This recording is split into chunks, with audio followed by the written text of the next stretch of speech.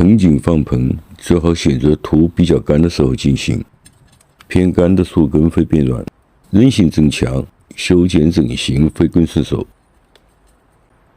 这是一根放养2年的榆树根，对这种长不出的小老树根，不必花更多的时间去养树干。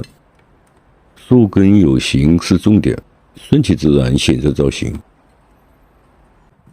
这是一个70年代的盆，有点舍不得用。残缺的东西会有时代的印记，配这棵小老树应该更合适。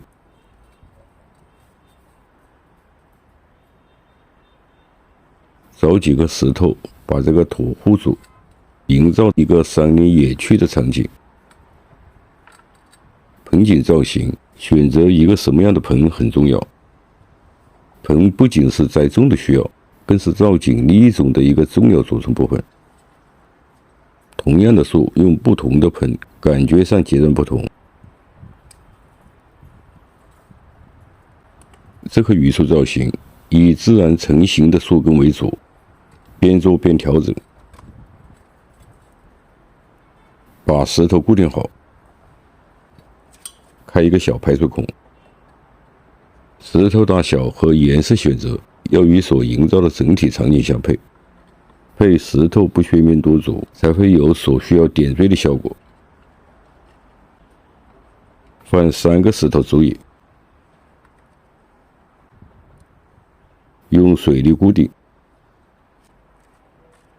石头的摆放呈三角形，像这样摆放，外部要留住放盆土的空间。选择保水性比较强的盆土。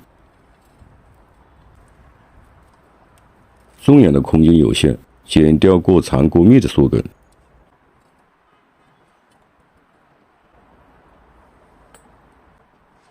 将树根理顺，压入盆土中，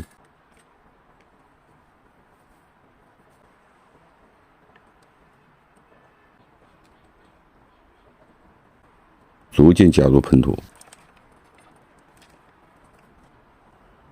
把盆土适当压紧，做成一个坡面。确定好基本造型，再动手修剪。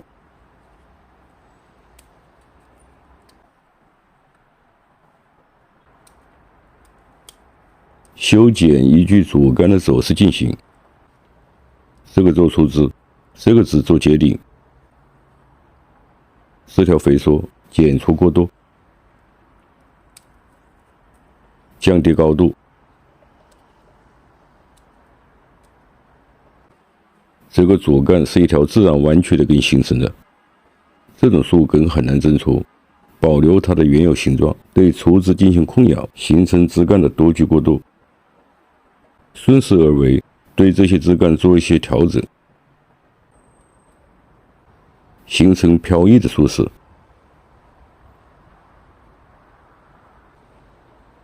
对末端的枝稍作盘扎，调整出枝的角度。剪短枝条，逼出更多的侧枝，丰满枝盘。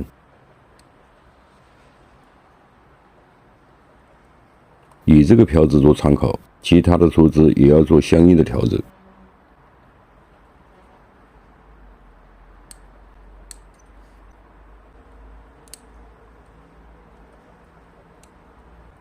在盆景造型中，有一个容易忽视的细节：上下枝之间呼应调整。呼应是枝之间角度上的协调，是一种自然存在的现象。上下出枝要像这样，角度从内向外逐渐开放才会自然。铺上青苔，敷住盆土。种青苔一定要压紧，与盆土充分接触是青苔成活的关键。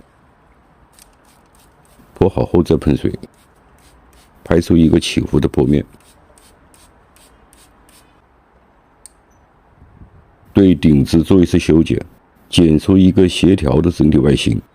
最后提示一下，像这种小老树，选择这种浅盆生长会受到控制，粗枝没有形成或枝干的粗度没有达到，最好不要急于上盆。